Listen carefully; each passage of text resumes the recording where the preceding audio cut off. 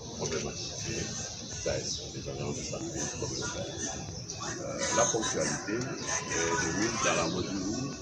le nouveau régime vient de nous sortir un vieux problème qui s'appelait comment dirais-je, ne dirais pas l'émargement, mais le pointage. C'est pour cela que j'ai choisi moi-même ce thème pour discuter un peu avec les travailleurs. Parce qu'il faut d'abord vérifier nos règles et aussi respecter le monde du travail. Si tu veux être respecté dans le milieu du travail, il faut venir à l'heure et descendre. Donc on même disait descendre après l'heure.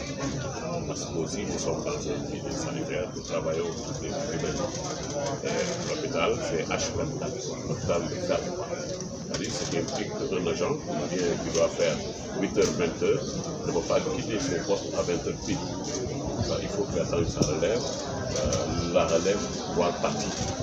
L'hôpital, c'est H24. Donc c'est pour cela que je veux discuter un peu de long en large sur la ponctualité, sur le pointage, sur aussi la vigilance des travailleurs. Il faut s'entraider. Il faut pouvoir dire à quelqu'un que vous devez vous réveiller tôt pour pouvoir venir à l'heure. Ce n'est pas un problème d'habiter à 7 km, 10 km de la structure. Non, ça ne s'en pas. Il faut venir à l'heure et rester. La prise en charge des patients est globale et élastique. L'hôpital, j'ai l'habitude de dire, c'est de la porte à la porte. Il faut que chacun d'entre nous fasse son travail pour que le patient soit quand même dans de très bonnes conditions. En commençant par la sommité, c'est-à-dire mettre les moyens, les conditions de travail, mettre aussi les moyens par rapport à l'hôpital, mettre les consommables en place, mais aussi veiller à ce que la maintenance soit là, et aussi que les agents quand même s'y mettent. C'est important. Il faut que les gens puissent retravailler ce qu'on appelle la prise en charge du patient. Et nous avons une épine au pied, c'est les agents de santé. Le Sénégal a regardé faire jusqu'à ce que ces agents ont fait près de 40 ans, même du 45 ans. Ça fait mal au pied. Aujourd'hui, ces agents de santé communautaire peuvent accoucher une femme. Ces agents de santé communautaire peuvent donner une vie à eux. Ces agents de santé communautaire participent à l'effort de santé. Et aujourd'hui, nous avons des problèmes. Il faut que l'État aussi puisse aider les syndicats à rediscuter de ce problème. Il y en a qui sont déjà à la retraite. Parce que aussi, comme on dit, ils sont venus pour représenter les populations dans nos structures. Mais aussi, les agents de santé les ont amenés dans la salle, amenés dans le centre, dans le poste, dans le centre, jusqu'à finir à l'hôpital. Ce qui implique que maintenant, c'est des gens qui ont fait 30 ans dans le système et qui savent faire beaucoup de choses. Voilà un problème très épineux que les gens doivent poser sur la table et en discuter. Donc c'est pour cela que le SAS.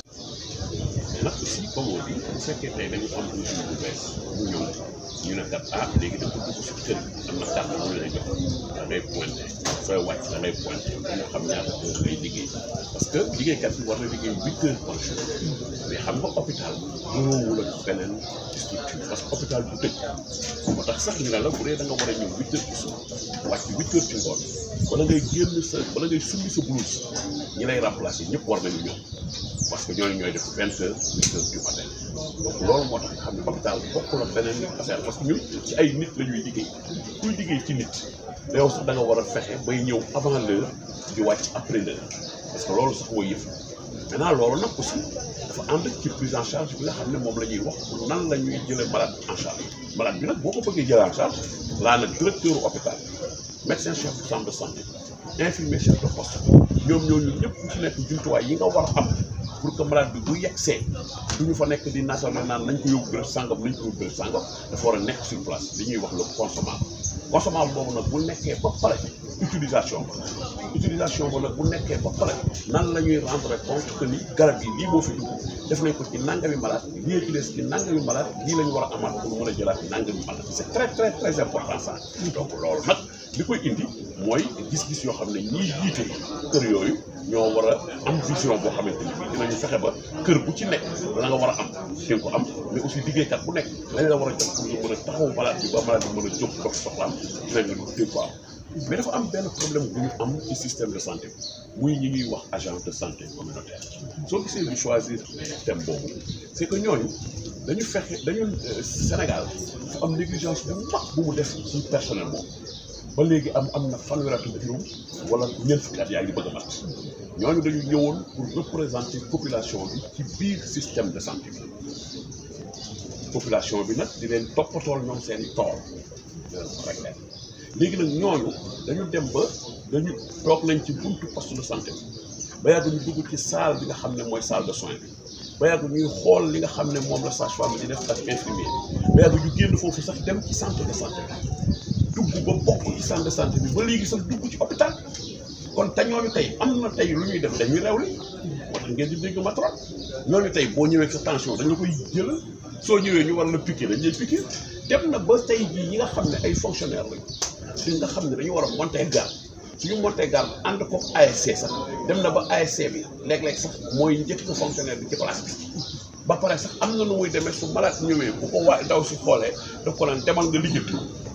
waaw mais loolu Sénégal dafa war a taxaw ñu waxtaan nag ci kaaw ñooñu ñu bari dem nañu retraité amul ñaari dërëm amuñu lu yóbbu seen dañuy nekk en activité weesu ñu juróom-benn bi te ku ci jubóowul ak président CDS ba ñu dàq la ku ci jubóowul ak médecin ñu dàq la mais loolu nag dafay indi ay situation yoo xam ne il faut organisation syndicale yi jël ko à bras le corps pour mën a taxaw dajale leen ñu nekk benn ñoom ñëpp jóg taxaw am nañ doole génion yi bu ñu xëyoon suba toog mais poste de santé yi ngay dugg fii yëpp ak poste de santé yi kenn du faju parce que ñooñu dañu am njariñ rawatina nag le programme élargi de vaccination dañ ci am taxawaay bu am solo boo xam ne tey bu ñu duggee ci wàllu ñàkk ñooñu bu ñu jógee ba dugg ba génn mais dañuy ñëw indil la des indicateurs yoo xam ne ça prouve que ñi seen doole dafa am ci biir système de santé loolu daal en globalité moom la ñu war a waxtaanee waxtaan ko liggéeykat